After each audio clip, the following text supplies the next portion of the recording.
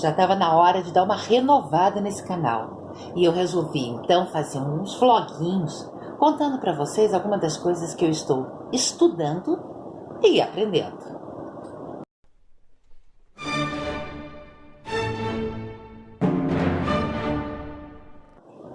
Existem muitas formas de contar uma história além de escrever um livro. Há as velhas e boas contações orais, contação de história. Dá para contar história pelo teatro, através de bonecos, com música, na ópera, com danças, no balé. E claro, dá para contar histórias com desenhos. Desde o ano passado eu tenho investido num jeito diferente de contar histórias, isso falando das minhas próprias histórias, do meu trabalho.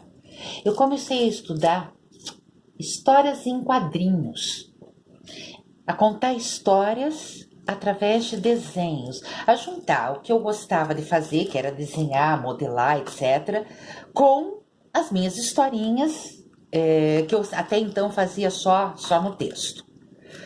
É bem divertido, mas para esse trabalho eu tinha um problema existencial. Quando se trata de personagens até na modelagem eu mais ou menos conseguia fazer. Essa daqui é a minha primeira peça em plastilina. É uma massa de modelar, é uma espécie de uma cera com óleos. Uma massa de modelar que dá para usar substitutivo da argila. Bem legal e bem gostoso. Mas não era este o meu problema. Meu problema são os cenários. Cenário.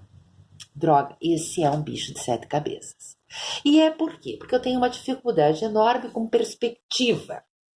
E daí, essa semana, eu fui na livraria e tinha esse livro com uma capa maravilhosa. O título era A Perspectiva em, como é que diz isso, meu Deus do céu, Urban Stretching, Stretch qualquer coisa, de um rapaz chamado Bruno Mulher, nome bonito. A bendita da perspectiva. Perspectiva para mim é uma coisa que nunca funcionou. Eu aprendi, me ensinaram, nunca deu certo. E isso é um problema existencial, porque a quase totalidade das minhas histórias, o cenário é protagonista. Essa história se passa na casa mal assombrada. A história se passa num castelo não sei o quê. Essa história se passa num planeta alienígena. Nunca é dentro de um quarto onde eu só preciso desenhar a cara dos personagens. Sempre tem um cenário que é importantíssimo no contexto. Quando chegava na hora de desenhar esses cenários, bang! Lá ia a Elaine se bater com a tal da perspectiva. Aí, essa semana eu fui lá na livraria, achei este livro. A capa era linda e era a minha grande dificuldade, perspectiva. E daí eu estou estudando o livro, lendo direitinho, bonitinha, e descubro aonde é que estava a minha grande dificuldade, algo tão bobo que eu resolvi escrever esse vídeo a respeito. Qual a minha dificuldade? A tal da linha do horizonte. Que para mim a vida inteira a linha do horizonte fica óbvio no horizonte, né? Então, quando eu abro esse livro, tchan, tchan, tchan, descubro o óbvio que eu nunca tinha enxergado. Apesar de que eu acredito, sinceramente, que óbvio é a coisa mais difícil do mundo de enxergar.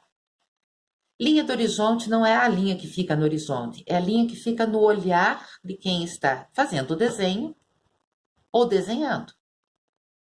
O que, nas minhas perspectivas, em a quase totalidade dos desenhos que eu tentei fazer, a linha do horizonte nunca coincidia com o horizonte. Era mais ou menos como eles colocam aqui de exemplo. A linha do horizonte fica fora. A linha do horizonte está na altura do olhar. Eu me senti tão idiota, mas tão idiota. Quantos anos eu estou tentando fazer perspectiva e é para mim a linha do horizonte no horizonte. E eu não conseguia desenhar porque a linha do horizonte não coincidia com o horizonte e ficava um troço estranho.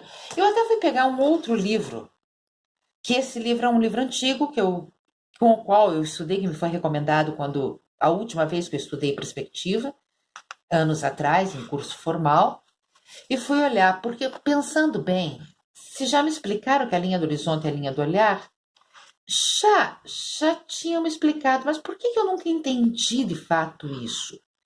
Então eu fui olhar o livro e, sim, eles explicam que a linha do horizonte é a linha do olhar. Só que em todos os exemplos que me davam, onde a linha do horizonte, ou pelo menos a grande maioria, que a linha do horizonte era a linha do olhar, era uma paisagem onde o olhar coincidia com o horizonte. Cadê os exemplos? Olá, o olhar coincide com o horizonte. O olhar coincide com o horizonte. E daí não é que eu descubro? A linha do horizonte, raios. A linha do horizonte nem sempre fica no horizonte. Nunca mais eu vou me referir à linha do horizonte como horizonte. Eu vou deixar isso determinado para mim, porque eu estou me sentindo muito boba. Agora não é mais linha do horizonte. Para mim vai ser sempre a linha do olhar. E, gente, torçam para mim, para que agora eu consiga desenhar os meus cenários finalmente, porque vou ter vencido um erro bobo que me atrapalhou muito, tanto que eu resolvi fazer esse vídeo com vocês para desabafar. O vídeo não é para ensinar ninguém, o vídeo é desabafar. Eu estou me sentindo uma tola depois de tantos anos que só agora eu me toquei que o horizonte, na perspectiva, não necessariamente vai ficar na linha do horizonte. Isso foi o que eu aprendi lendo A Perspectiva em Urban Sketching, de Bruno Mullier.